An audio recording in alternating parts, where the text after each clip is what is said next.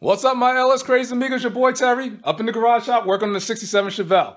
You remember? This is gonna be a quick one. You remember how I told you, like when you buying these used cars, make sure you be careful and don't be afraid to walk. I want to show you the reason why. Check this out. Now, I really don't like knocking someone else's work. I really don't.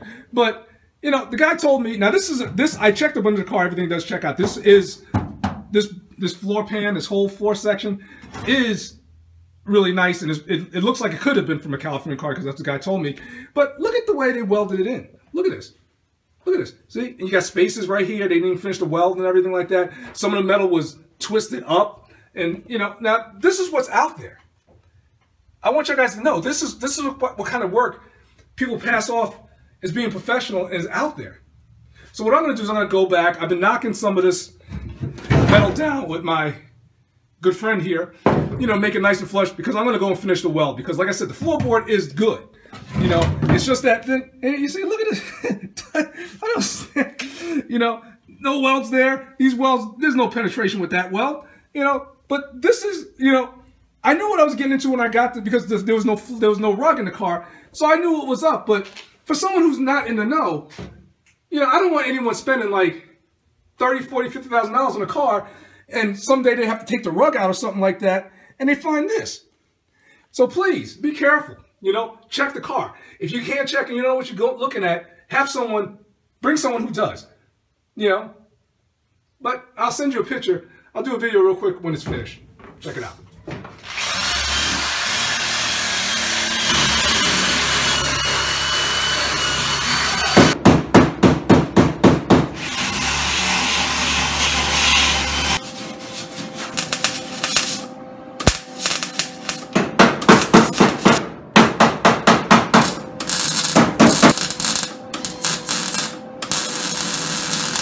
Basically what I did was just connect the dots because, again, the floorboard itself, this whole section is good.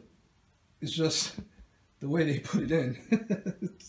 And it should be stronger than when it came from the factory. There you have it, ladies and gentlemen. Again, if you're buying these old school cars, you got to know that, you might have to do some work to it, one. And two, if it's too much, you gotta be realistic with yourself. You can't do the work and you don't want to farm it out. Walk.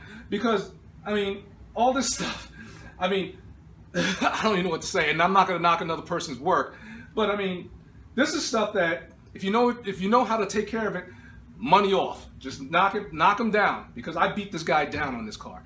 And the thing is if you go on to look at a car, take someone with you that knows what they're looking for. If you're not too comfortable, take someone who knows what they're looking at. And if the owner doesn't want you to look too hard on the car, walk. That means he's hiding something. So don't be afraid. I'll say it again until I'm blue in the face. Don't be afraid to walk. Another car will come along that fits you. All right? Now, looking at the clock on the wall, should I say it's time for me to head on off and continue to do some more welding on this car and some more work because, like I said, I want to get this thing rolling as soon as possible. So, as always, please be easy. And I will catch you guys soon. Take care.